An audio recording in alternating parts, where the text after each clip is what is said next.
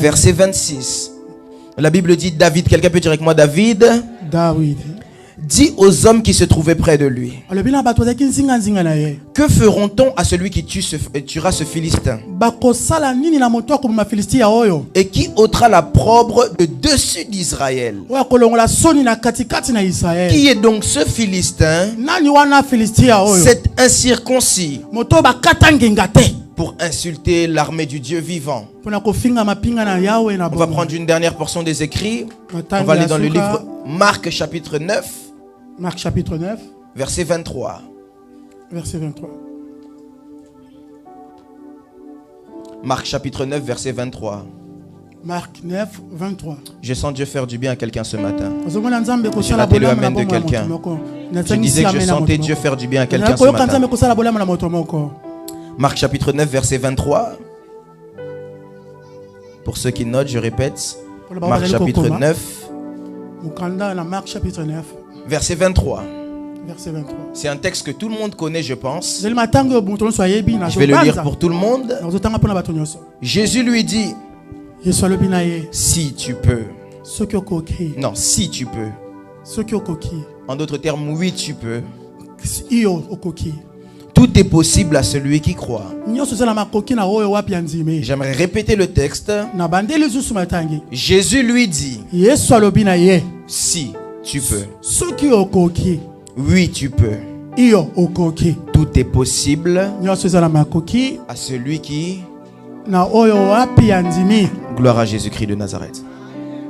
Alors nous sommes ici dans notre année de la différence. Et dans cette année de la différence, j'ai dit que durant tout le mois de janvier, on allait parler de la différence dans tous ses aspects. On a dit que le mois de l'année 2023, c'était l'année qui est dénominée comme l'année de la... Quelqu'un peut bien le dire, c'est l'année de quoi?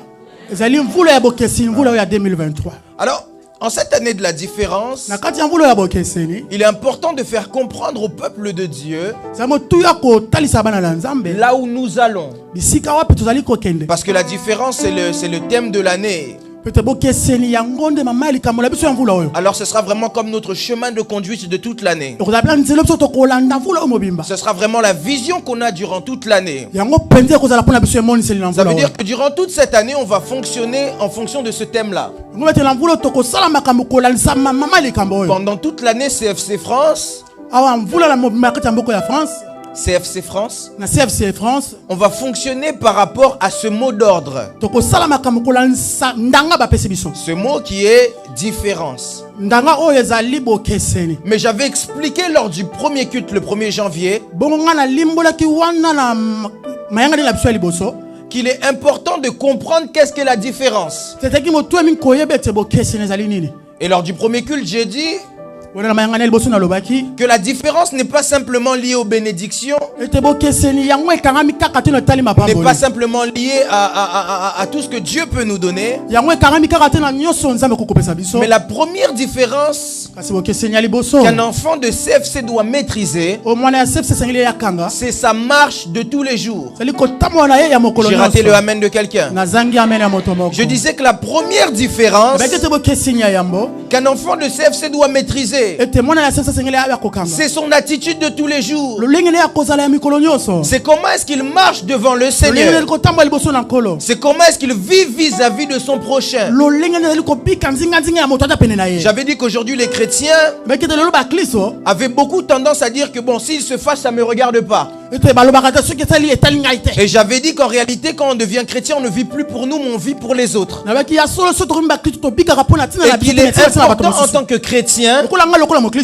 qu'il est important en tant que chrétien, de marcher promptement devant la parole de Dieu. Parce que si on ne suit pas la parole de Dieu, on ne peut pas chercher à voir les bénéfices de Dieu. Si on ne marche pas dans la sanctification, on ne peut pas avoir les bénéfices que Dieu veut donner à quelqu'un. Dieu nous dit: je vais vous bénir. Mais Dieu ne le fait pas avec tout le monde. Dieu le fait avec les personnes qui marchent dans l'alliance. C'est pourquoi remarquez avec moi, lorsque Abraham chasse Agar et Isaac, la chose qui se passe, c'est qu'ils arrivent dans le désert et ils n'ont plus de quoi manger. La Bible me dit que Agar commence à prier. Et Agar dit à Dieu, je ne veux pas voir la mort de mon fils. Elle était séparée d'Isaac. D'Ismaël, pardon. D'Ismaël, excusez-moi. Alors ce qui se passe, c'est que Dieu n'écoute pas Agar. Mais la Bible me dit que Dieu entend la voix d'Ismaël et qu'il fait sortir un puits dans le désert. J'aimerais vous révéler une chose ici. La réalité, pourquoi est-ce que Dieu n'a pas écouté Agar? Parce que c'est Agar qui a prié. Mais pourquoi est-ce que Dieu a écouté Ismaël? Quelqu'un peut poser la question pourquoi? Dis-le-moi bien pourquoi. La réponse est simple. Dieu n'avait pas d'alliance avec Agar. Dieu avait une alliance avec Ismaël. En d'autres termes, l'alliance, c'est quand Dieu te dit je te donnerai ça si tu respectes ça. Et l'alliance que Dieu a avec les enfants de CFC, c'est que je te donne la différence si tu respectes l'alliance. Et le premier contrat de l'alliance qu'on a avec Dieu, c'est notre marche. J'aimerais dire à quelqu'un, marche droit devant Dieu. J'aimerais le dire, marche droit devant Dieu. J'avais dit ici que j'ai pas la grâce de parler lingala couramment. Mais si j'ai une grâce comme mon père, pasteur de la foi, j'ai la grâce de prêcher la vérité. Je vais pas te mentir. Année de différence. Mais si tu ne marches pas droitement devant Dieu, tu ne vivras pas la différence. Année de différence. Année de succès, de réussite. Mais si tu ne marches pas correctement devant Dieu, tu vas voir les autres vivre cela, mais toi tu ne le vivras pas.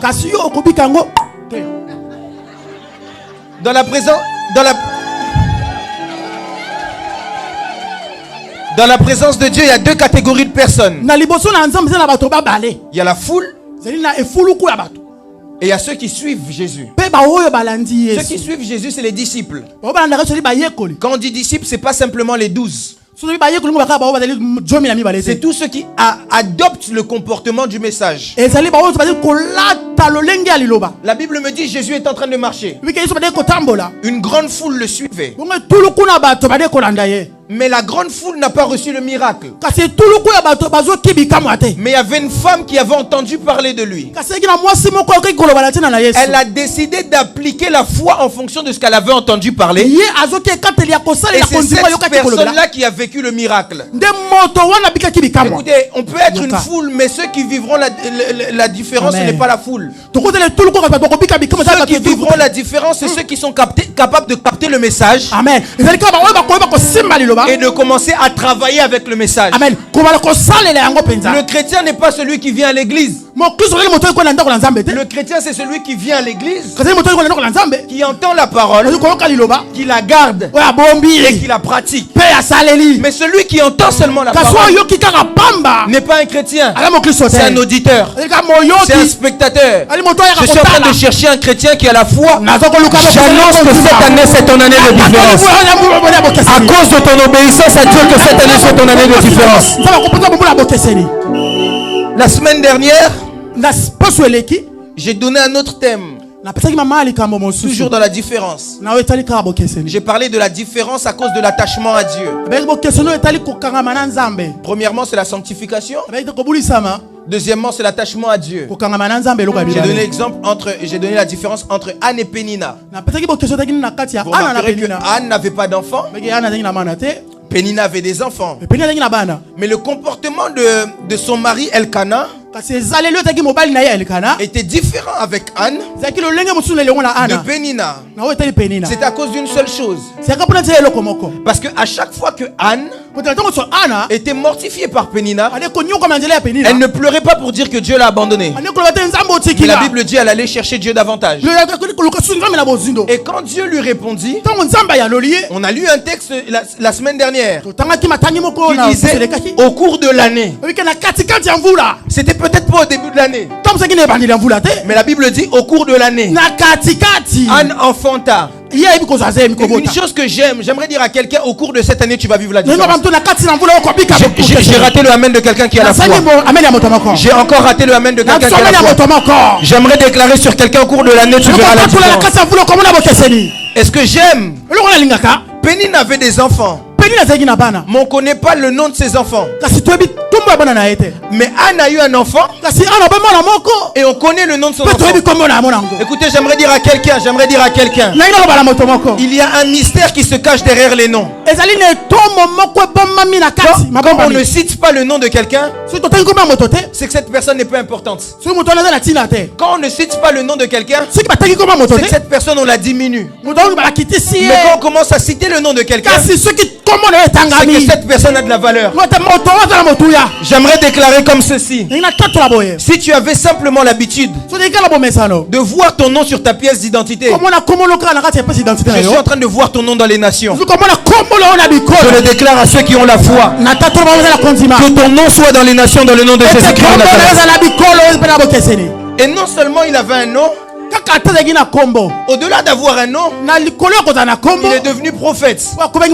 Je déclare que ce que Dieu te donne puisse servir Dieu. J'ai raté le amen de quelqu'un. J'étais en train de dire à quelqu'un que ce que Dieu puisse servir Dieu. Et en plus de servir Dieu, ce que j'aime avec Samuel, c'est que Samuel n'était pas n'importe quel prophète. En théologie, on appelle Samuel pondeur de roi. En d'autres termes, le prophète qu'il était, si sa mère autrefois pleurait, lui, il était celui qui donnait naissance au roi. En d'autres termes, il était celui qui était privilégié. Il était au-dessus des rois. Je suis ici en train d'annoncer à quelqu'un qu'en cette année de différence, que Dieu te place au-dessus des rois. J'ai raté le amen de quelqu'un qui a la foi. J'ai raté le amen de quelqu'un qui a la foi. Je suis en train de parler à un homme de foi et une femme de foi. Dans cette année de différence, que Dieu te place au-dessus des rois. Au nom de Jésus. À cause de l'attachement à Dieu. À cause de l'attachement à Dieu. À cause de l'attachement à Dieu. Et je l'ai dit ici jeudi. Pour ceux qui étaient là, j'ai dit une chose. L'attachement à Dieu va même plus loin que ça. L'attachement à Dieu même est la première chose dont on a besoin pour la délivrance. C'est pourquoi vous remarquerez dans la vie, il y a des personnes pour être délivrées, on n'a pas besoin de leur imposer les mains. Ils doivent juste comprendre qu'ils doivent servir Dieu. Quelqu'un doit se poser la question pourquoi. Poser la question à Daniel. Daniel vous dira que lorsqu'il arrive dans la fosse au lion, le roi vient et lui dit, il lui dit pas Dieu va te délivrer de la fosse au lion. Il ne lui dit pas Dieu va te sauver de la fosse au lion, mais il dit le Dieu que tu sers avec persévérance te délivrera de la fosse au lion. Il donne un détail. Il ne te délivrera pas de la fosse au lion pour rien. Il ne va pas te libérer pour aucune raison. Quand Dieu te libère, il te libère parce que tu le sers avec persévérance. J'aimerais choquer quelqu'un. On nous a prêché un évangile. On nous a fait croire que l'évangile est gratuit. Et nous tous les prédicateurs on dit ça souvent. Mais c'est un grand mensonge. Dans la présence de Dieu, il n'y a rien qui est gratuit. Parce que remarquez, on dit qu'on a reçu la vie gratuitement. Amen. Mais Dieu dit ceci. Pour avoir la vie, il faut être capable de lui donner notre vie. En d'autres termes, il y a un échange. Il y a un troc. Quand on a besoin d'un miracle, j'aime l'homme de Dieu l'a dit ici tout à l'heure. on a besoin de la foi. Or la foi, c'est la monnaie dans le monde spirituel. En d'autres termes, il n'y a rien de gratuit.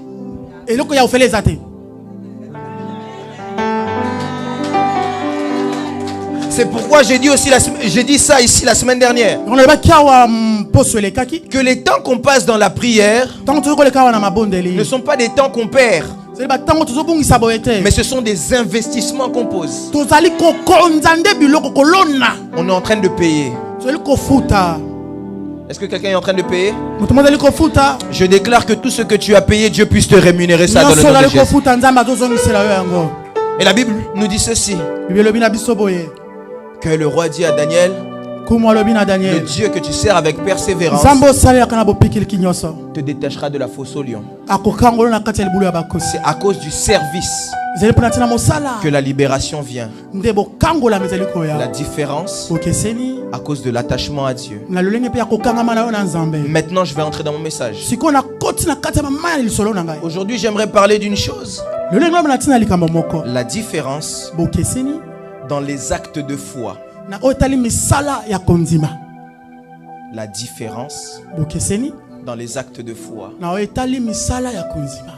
On est dans la maison de foi. Et il est important que vous puissiez savoir de quoi il s'agit lorsqu'on parle de foi. Actuellement, je suis en train d'écrire un livre qui s'appelle Le monde de la foi. Dans le premier chapitre, je parle de Jésus, ma foi. Dans le deuxième chapitre, je parle de vivre selon la foi. Dans le troisième chapitre, je parle d'opérer avec la foi. Dans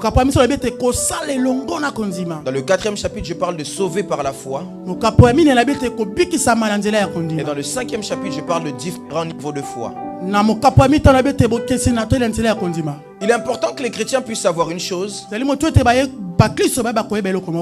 C'est qu'une foi sans œuvre est une foi morte. Une foi sans œuvre est une foi qui n'a pas de valeur, zéro. Quelqu'un qui a la foi doit poser des œuvres de sa foi. Lorsqu'on parle de foi, j'aimerais vous répartir ça en 3 grandes parties. La première chose que vous devez savoir au niveau de la foi, on n'en parlera pas aujourd'hui, c'est sauvé par la foi. Parce que le salut ou encore la vie éternelle, on la reçoit à cause de la foi. C'est pourquoi la Bible dit celui qui croira sera baptisé, sera sauvé. Là on voit que la foi emmène quoi? Le salut. Quelqu'un me suit ici? Quelqu'un me suit ici? Ça c'est quoi? Sauvé par la foi. La deuxième dimension, c'est agir avec la foi. Agir avec la foi, c'est lorsque Jésus parle à ses disciples et lui dit oui, tu le peux, parce que tout est possible à celui qui croit. Ta foi va t'emmener à guérir des malades. Ta foi va t'emmener à l'existence ce qu'on ne pouvait pas imaginer. Ta foi va te permettre de faire des miracles.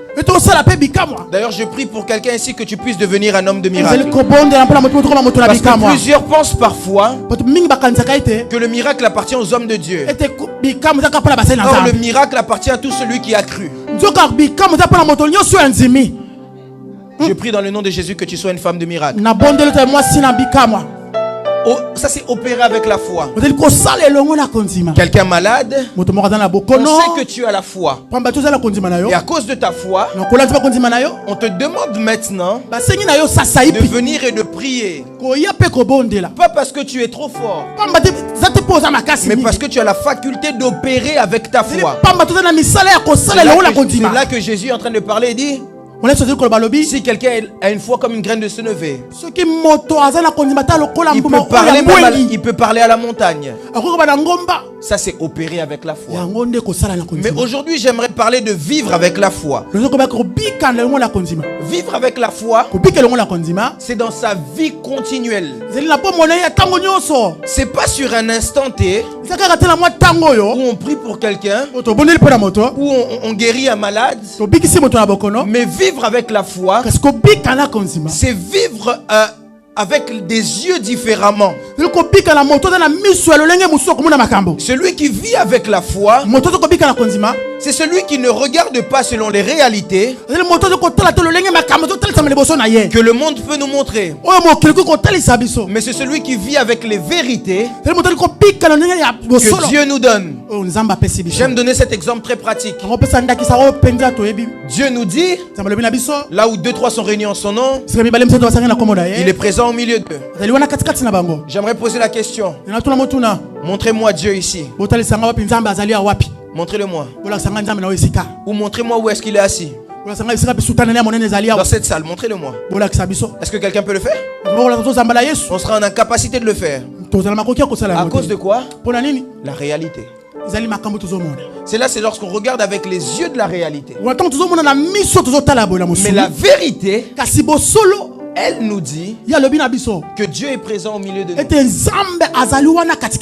Et la vérité maintenant, ce n'est plus regarder avec les yeux physiques, mais c'est regarder avec les yeux de la foi.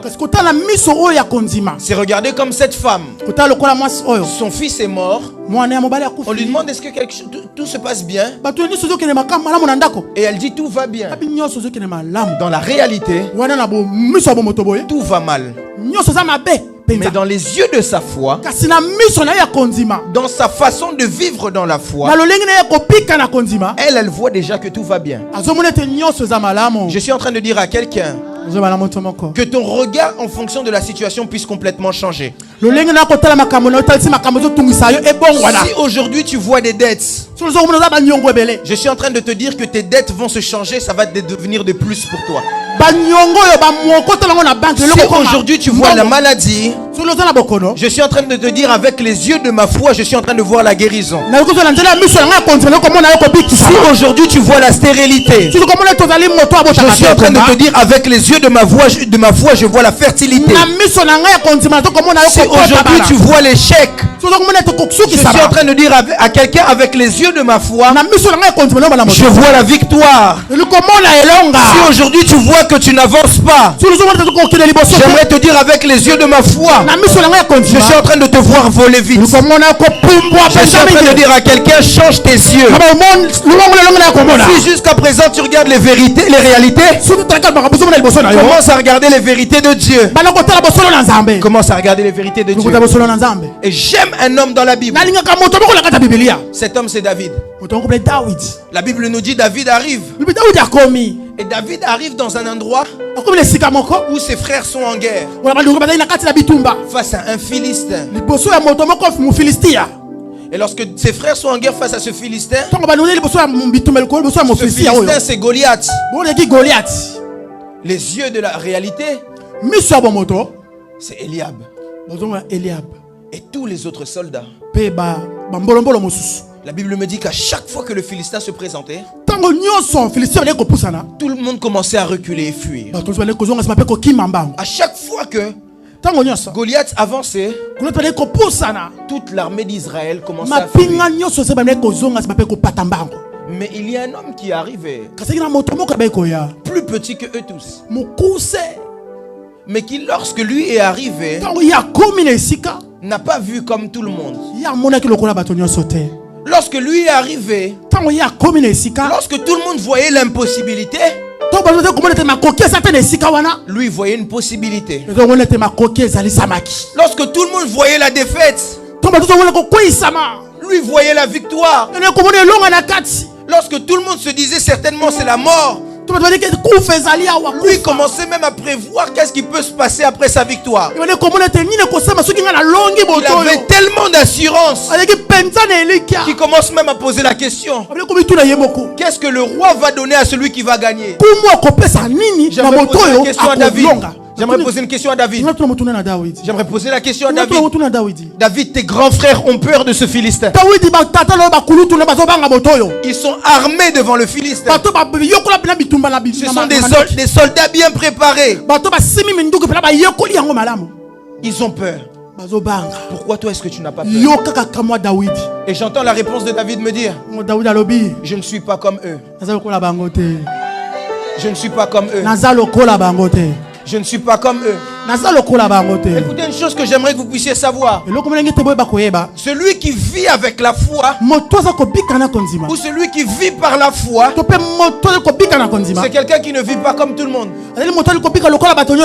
Lorsque tout le monde dit ne fais pas ça, ça ne marche jamais. Celui qui vit avec la foi va dire ce n'est pas parce que ça n'a pas marché pour vous que ça marchera pas pour moi. Celui qui vit avec la foi va dire c'est pas parce que vous n'avez pas réussi que moi je réussirai pas. Celui qui vit avec la foi va dire c'est pas parce que vous échouez que moi je vais échouer. Celui qui vit avec la foi va dire c'est pas parce que vous n'y arrivez pas que je n'y arrive pas. Celui qui vit avec la foi est un homme qui aime les défis. Écoutez, une chose que j'aime dire. Écoutez, vous devez apprendre à aimer les défis. Parce que quand tu aimes les défis, tu montres que celui qui est avec toi est plus grand que celui qui est avec toi.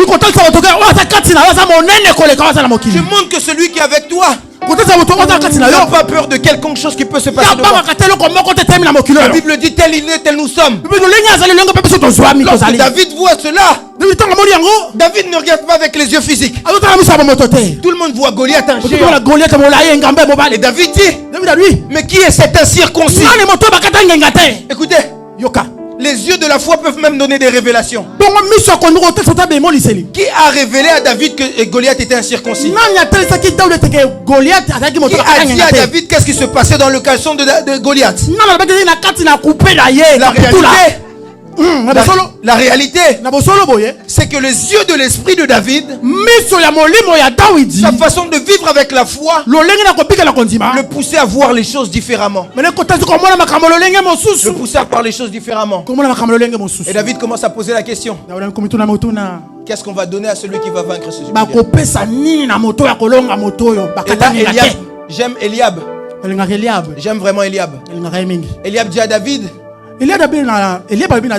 David, écoute, on connaît ton orgueil. Mais j'aime encore plus David.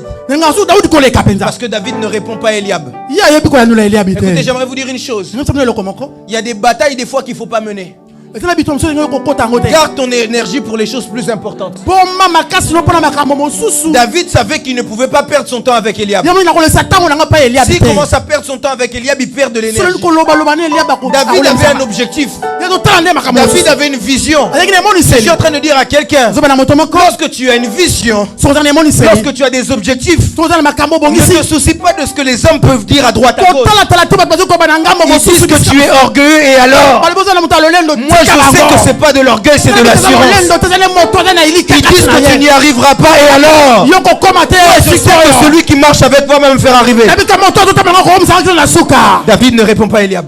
J'aimerais dire à quelqu'un: arrête de répondre à tout le monde. Regarde un peu ton voisin, dis-lui arrête de répondre à tout le monde. Dis à ton voisin: ton problème c'est que tu réponds à tout le monde.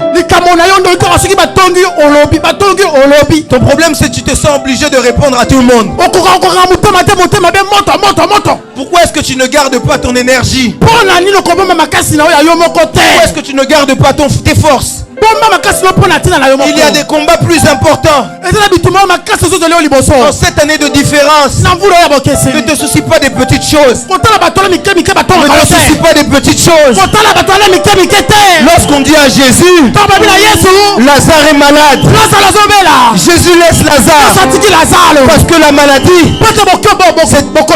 maladie, c'est un petit problème pour Jésus.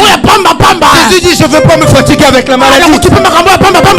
Je vais attendre la mort. Je suis en train de dire à quelqu'un, Dieu est en train de t'emmener dans des choses compliquées. Parce que Dieu veut faire de grandes choses avec toi. J'ai raté le amen de quelqu'un qui est là. Je suis en train de dire à quelqu'un, Dieu t'emmène dans des choses compliquées. Parce que Dieu veut faire de grandes choses avec toi. Quand les choses deviennent compliquées, lorsque les choses deviennent compliquées, satisfais-toi. Quand les choses deviennent compliquées, satisfais-toi. Quand les choses deviennent très difficiles, satisfais-toi. Quand les choses deviennent au plus haut point, satisfais-toi. Parce que c'est là que Dieu veut commencer à agir. Toi, tu as un rhume. Tu as un rhume. Tu as un simple rhume. Tu commences à t'inquiéter. Écoutez, même devant la mort, c'est là que Dieu va s'élever. Je lève ma main droite et je prophétise et déclare que Dieu s'élève dans les situations les plus compliquées. J'ai raté le amen de quelqu'un qui est là. Je suis en train de prophétiser et déclarer que Dieu s'élève dans les situations les plus compliquées de ta vie. Je ne sais pas qui je suis en train de parler, mais je prophétise et déclare que Dieu s'élève dans les situations les plus compliquées de ta vie. Je ne sais pas qu'est-ce que tu traverses, je ne sais pas par quoi tu passes, mais je prie le Dieu de ma vie, je prie Jésus-Christ de Nazareth, que Dieu s'élève dans les situations de ta vie. Au nom de Jésus-Christ de Nazareth. Écoutez, David ne perd pas son temps. David ne perd pas son temps. Est-ce que je peux prêcher librement? Je peux prêcher librement. Quelqu'un va me dire avance. Avance. Dis-le-moi bien avance. Avance. Alors, David ne perd pas son temps. Et la chose qui arrive après, j'essaie d'aller un peu rapidement parce qu'il y a tellement de points que je peux toucher ici. David arrive devant le roi. Et le roi dit à David, écoute David, tu es un enfant. On ne veut pas te sacrifier inutilement. Et David regarde le roi. Et il dit au roi, quand vous n'êtes pas là, moi j'ai combattu avec l'ours et le lion. Écoutez, il y a des choses de votre intimité que les gens ne savent pas. C'est peut-être pour ça qu'ils te minimisent. Laisse-les te minimiser. Je suis en train de dire à quelqu'un, laisse-les te minimiser. Vous savez, j'ai l'habitude de dire une chose. On vit dans un monde où on ne respecte que les gens qui ont des résultats. Si on te minimise aujourd'hui, demain, tes résultats vont parler pour toi. Écoutez maintenant ce qui se passe. Écoutez ce qui se passe. J'aime tellement cette histoire. La Bible me dit, David arrive devant le roi. Et le roi lui dit, écoute, la personne que tu vas combattre là, il est très bien armé. Alors il dit à David, prends mes armes. Prends mes armes. J'ai les armes du roi. Les armes du roi, c'est les plus grandes armes qui peuvent exister dans le royaume. Mais j'aime ce que David dit. David essaye. Il fait semblant. Arrête, il dit, je me sens pas à l'aise avec ça. Il dit, c'est trop lourd pour moi. Trop lourd pour moi. Mais j'ai lu la Bible. J'ai lu la Bible. Et j'ai compris que David avait menti. J'ai compris que David a kosaki. S'il n'avait pas menti, il a voulu dévier quelque chose. Demandez-moi pourquoi. Parce que l'armure de quelqu'un est fait en fonction de sa taille. Lisez bien la Bible. Pour qu'on puisse constater que Goliath était mort, il fallait qu'on coupe sa tête. Qui a coupé sa tête? David. Avec quelle épée David a coupé sa tête? Il a pris l'épée de Goliath. Si l'épée de Saoul était trop lourde pour lui, comment a-t-il pu utiliser l'épée de Goliath? Maintenant quelqu'un peut me dire, avance prophète. Je vais vous expliquer pourquoi David a fait ça. David voulait faire comprendre au roi, je n'ai pas besoin de ton aide. Tu m'as minimisé. J'ai pas besoin de toi. Il y en a un qui ne me minimise jamais. Il y en a un qui est avec moi depuis la brousse. Il y en a un qui me soutient en tout temps. Il y en a un qui est ma plus grande arme. Il y en a un qui est plus que ton sabre. C'est un bouclier qui est plus que ton armure. Avec les yeux de la réalité, tu ne les vois pas. Mais avec les yeux de ma foi, c'est avec moi. C'est pourquoi j'aime. David est en train de dire ceci. Il dit: qui est cet incirconcis qui crache sur le Dieu d'Israël? Le souci de David n'était pas qu'on crache sur ses frères, mais c'est qu'on crache sur le Dieu d'Israël. J'aimerais dire à quelqu'un, en cette année, à chaque fois tu ne feras pas la différence, on te posera la question: mais où est ton Dieu? À cause de ça, tu ne dois pas accepter ces choses. Et tu dois entrer dans une saison de défi. Et dans cette saison de défi, ne prends pas les armes des autres. Ne prends pas les triches des autres. Si les autres trichent pour avoir des résultats, toi tu n'as pas besoin de tricher. Si les autres ont besoin d'être connectés à quelqu'un pour avoir des résultats, toi tu n'as pas besoin d'être connecté à cette personne-là. Si les autres ont besoin de fétiches pour réussir, toi tu as juste besoin de ta foi et ta prière. Si les autres ont besoin de je sais pas, tu n'as pas besoin de tout ça. Tu as juste besoin de la personne qui est avec toi dans l'intimité. Je suis en train de dire à quelqu'un, je lève ma main droite et je déclare que celui qui est avec toi dans l'intimité puisse se révéler devant les autres. Et la Bible me dit ceci. David dit: je vais juste aller avec ma pierre et mon lance-pierre. J'aimerais dire à David: David, tu es fou. Tu pars face à quelqu'un qui a un sabre, une armure, et tu vas simplement avec une pierre et un lance-pierre. Comment est-ce que tu vas te protéger? Le problème de David, il savait celui qui marche avec lui. Il savait que je n'ai pas besoin de me protéger. Il y a celui qui me protège. Car il est écrit: si si Dieu ne garde pas, celui qui garde en vain. David est en train de dire: Dieu me garde. Dieu ne garde pas Goliath. Alors même ses armures ne servent à rien. Dieu me garde. Dieu ne garde pas mes ennemis. Alors leur armure ne sert à rien. Je suis en train de dire à quelqu'un: Dieu te garde. Dieu te garde. Tu n'as pas besoin de fétiches pour te protéger. Tu n'as pas besoin de toutes ces choses pour te protéger. Il y a le Dieu des cieux qui te garde. Je ne sais pas pour qui je peux parler ici. Tu n'as pas besoin de sorciers du coin. Tu n'as pas besoin d'avoir honte. Tu n'as pas besoin d'avoir peur des oncles, des tantes, des gens qui peuvent déclarer des choses. Il y a le Dieu des cieux qui te garde. Il y a El Shaddai qui te garde. Il y a El Shaddai qui te garde. Il y a le Tout-Puissant qui te garde. La Bible dit: il nous garde dans sa main droite. Personne n'est plus puissant que lui pour nous ravir de sa main droite. J'aimerais dire à quelqu'un: si Dieu te garde, personne ne peut te toucher. Je rappelle la main de quelqu'un. Je suis aussi en train de dire à quelqu'un: comme Dieu te garde, personne ne peut te toucher. Ils ont voulu te toucher, mais ils ne savent pas qui est avec toi. Ils ont voulu te toucher, mais ils ne savent pas qui est avec toi. Ils ont voulu te faire du mal, mais ne savent pas qui est avec toi. Ils ont voulu te blesser, mais ne savent pas qui est avec toi. Je suis ici en train de dire à quelqu'un: cette année tu ne mourras pas. Cette année tu ne tomberas pas malade. Cette année tu n'échoueras pas. Cette année tu ne perdras pas. Cette année, celui qui te garde est plus puissant que les autres. Je sais qui me garde. Je sais qui me garde. Un jour je disais à un pasteur, le pasteur me disait: prophète, tu es jeune,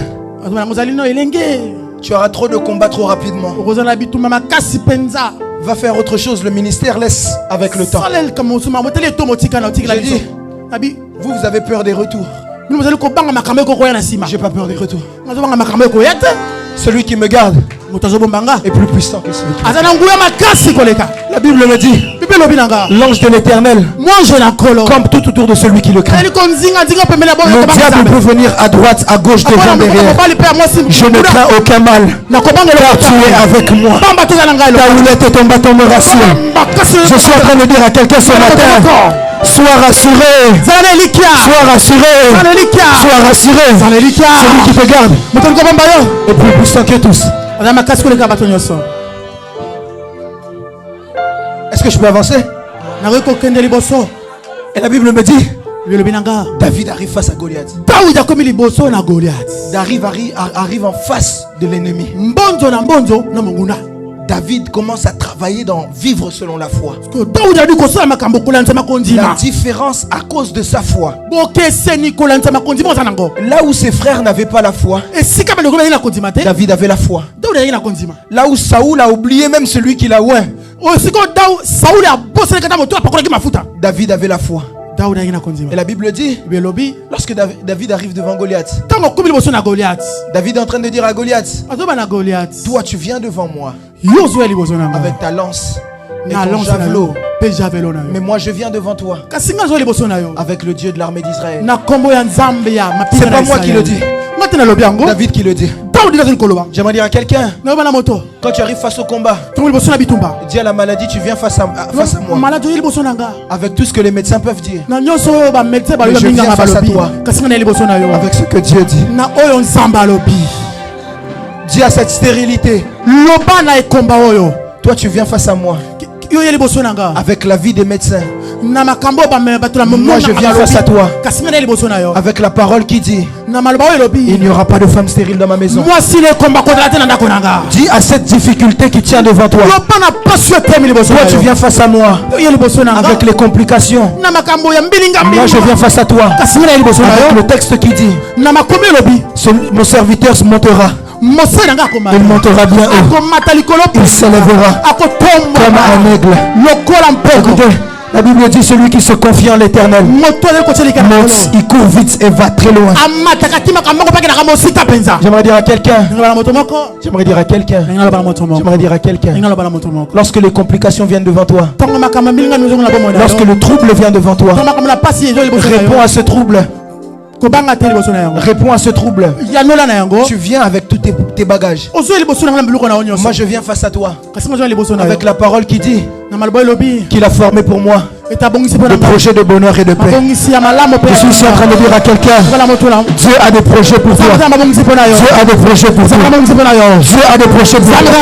Je rate le amen de quelqu'un qui a la foi. Je rate le amen d'une femme de foi. Je rate le amen d'un homme de foi. Je suis en train de voir la foi libérée des captifs. Je vois la foi libérée des captifs.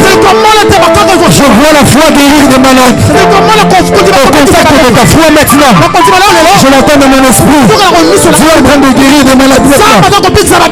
Dieu guérit des malades maintenant. À cause de ta foi, Dieu résout ton problème. À cause de ta foi. À cause de ta foi. J'aime ce texte. Et la Bible me dit, David prend la pierre. Il prend la pierre. Il lance bien. Et il jette. La pierre arrive sur le front de Goliath. Et Goliath tombe. Quelqu'un peut dire avec moi, Goliath tombe. Dis-le bien fort. En fait, tu m'empêches même de déclarer sur ta vie. Goliath tombe. Quelqu'un peut dire avec moi, Goliath tombe. Goliath tombe. Je lève ma main droite et je déclare dans le nom de Jésus-Christ de Nazareth que tous les Goliaths de ta vie puissent tomber aujourd'hui. Je rappelle l'amen de quelqu'un. Je suis ici en train de déclarer que tous les Goliaths de ta vie puissent tomber maintenant. Tu ne tombes pas demain. Tu tombes maintenant. Au son de ma voix. Au son de ma voix. Au contact de ta foi. Que les Goliaths de ta vie puissent tomber dans le nom de Jésus-Christ de Nazareth. C'est quoi? Et là, on a l'ingale sous ma casse dans le texte. J'aime encore énormément dans ce texte. Ce que j'aime beaucoup dans ce texte, c'est la façon dont Goliath tombe. C'est ça que j'aime particulièrement. Simplement, c'est là. Dis à ton voisin, c'est ça que le prophète aime. Dis vraiment à ton voisin, c'est ça que le prophète aime. Normalement. Si on jette une pierre sur le front, il faut...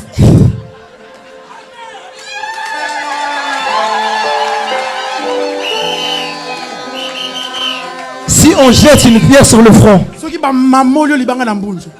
il faut que tu puisses tomber en arrière, n'est-ce pas? Mais j'aime comment Goliath tombe.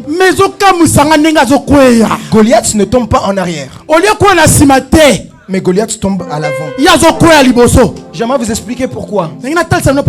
Parce que quand Goliath est tombé en avant, Goliath en réalité n'est pas tombé. Goliath n'est pas tombé. Goliath s'est prosterné. Goliath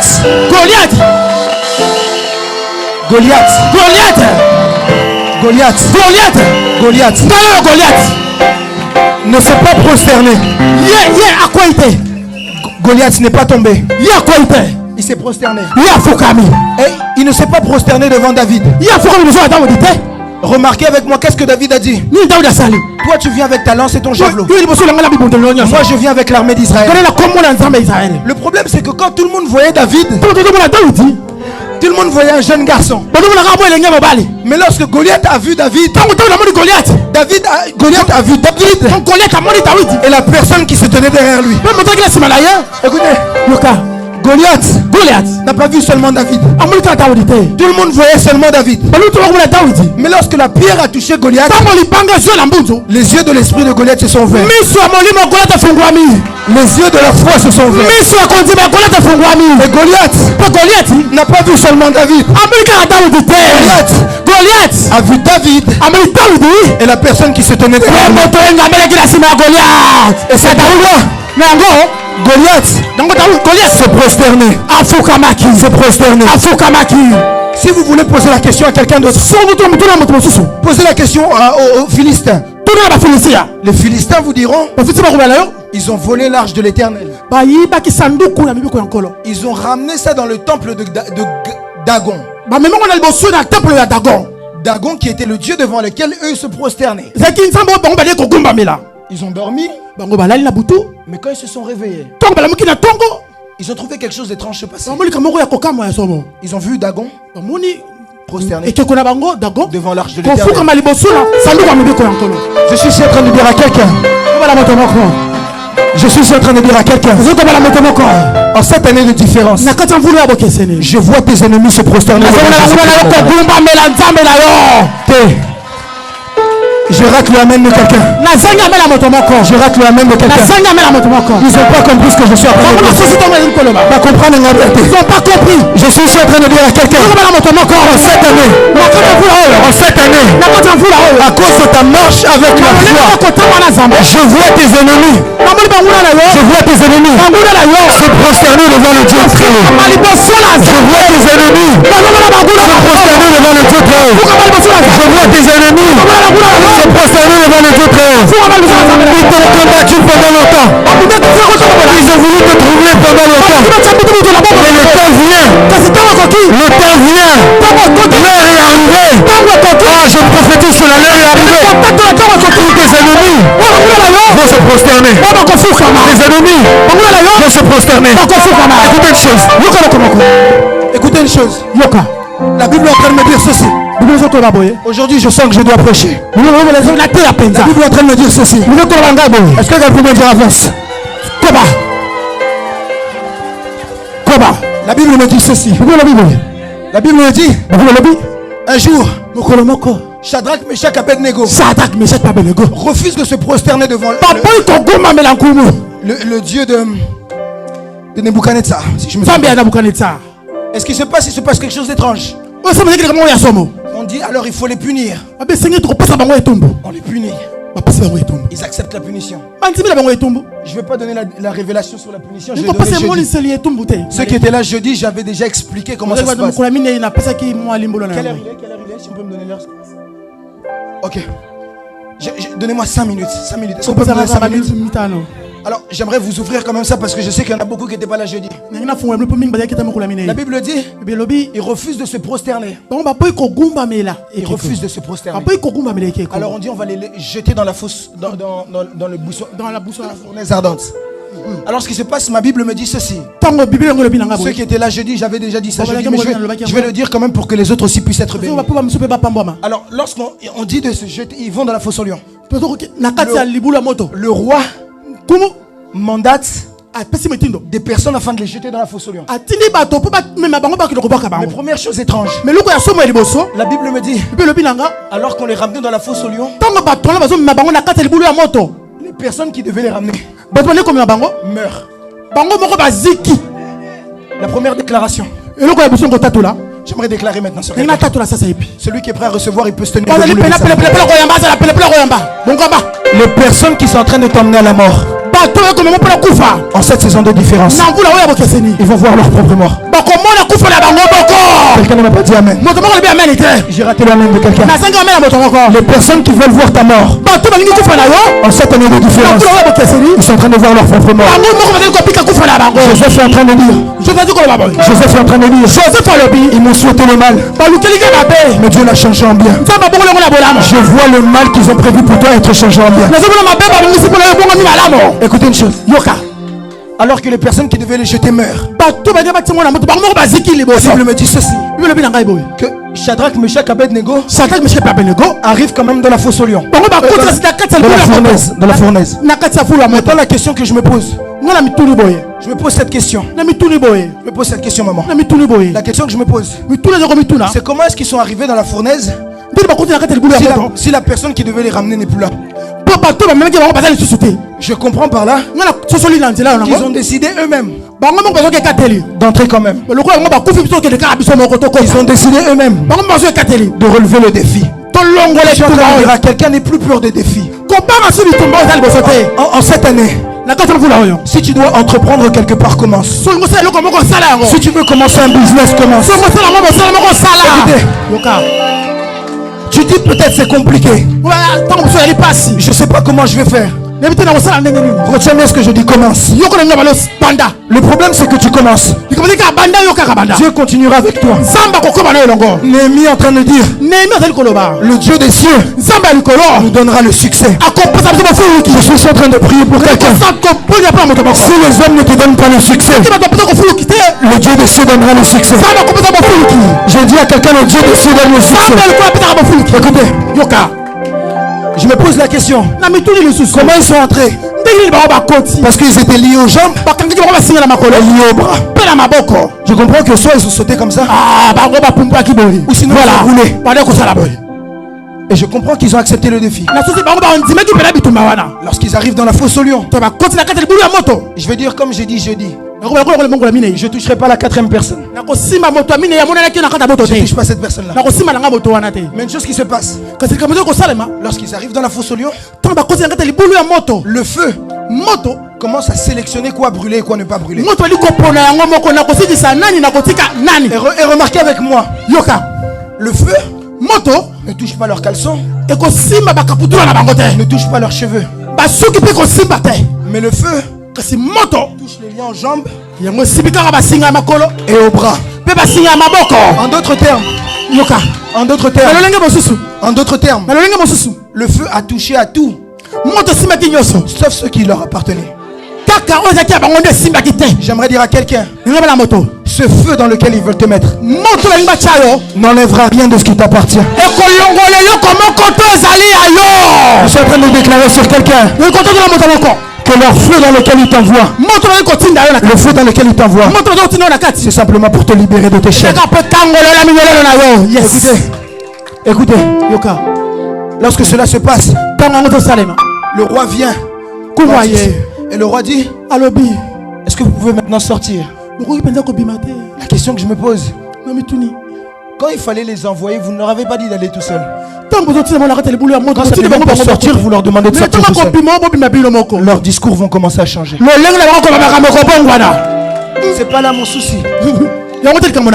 Mon souci maintenant, c'est ici que je clôture. Qu'est-ce qui se passe? Ce qui se passe après ça, quand ils sortent de là, le roi signe un décret.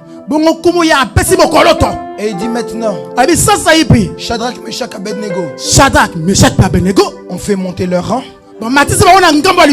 Et plus personne ne pourra dire du mal de leur Dieu. En fait, en cette saison de différence, pourquoi est-ce que Dieu veut que tu puisses être différent? C'est pour que à partir de la différence que tu feras, qu'on puisse voir que ton Dieu est le vrai Dieu. Je suis en train de déclarer à quelqu'un, à cause de la différence par la foi, qu'on puisse reconnaître Jésus-Christ de Nazareth comme le vrai Dieu. Je lève ma main droite et je déclare. Je lève ma main droite et je prophétise sur toutes les personnes qui peuvent recevoir cette parole. Que la différence entre chez toi. Je disais à quelqu'un que la différence entre chez toi. Que la différence entre dans tes combats. Que la différence entre dans ta famille. Que la différence entre dans ton business. Je ne sais pas à qui je suis en train de parler, mais j'ai l'impression de parler à personne. Je suis en train de prophétiser et déclarer qu'en cette année de différence, que les choses se fassent à ta faveur. Au nom de Jésus-Christ de Nazareth. Est-ce qu'on peut célébrer Jésus-Christ de Nazareth? Écoutez une chose. Écoutez une chose. David n'était pas plus que les autres.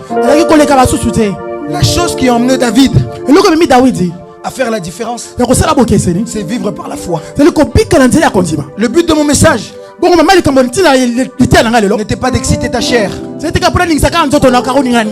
Le but de mon message n'était pas de te faire plaisir. Mais le but de mon message, c'était de changer tes yeux.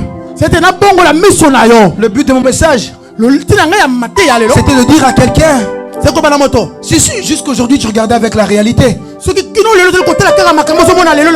à partir de maintenant, regarde avec les yeux de la foi. J'aimerais le redire à quelqu'un. Le but de mon message, c'était que si jusqu'aujourd'hui tu regardes avec ce que les gens peuvent dire, ce que Eliab peut dire, j'aimerais te dire maintenant, regarde en fonction de ce que la parole de Dieu dit. Je lève ma main droite et je déclare que la différence entre chez vous dans le nom de Jésus-Christ de Nazareth. Que la différence entre chez vous dans le nom de Jésus-Christ de Nazareth. Est-ce qu'on peut se tenir debout? On va prier 2 minutes. Acclame pour la parole du Seigneur.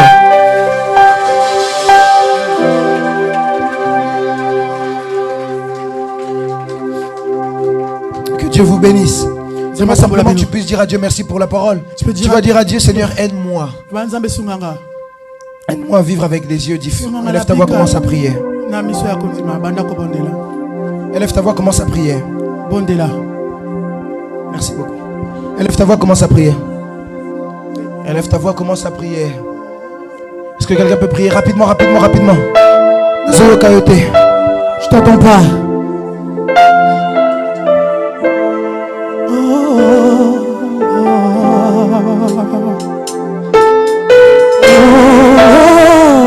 Élève ta voix pour le Seigneur.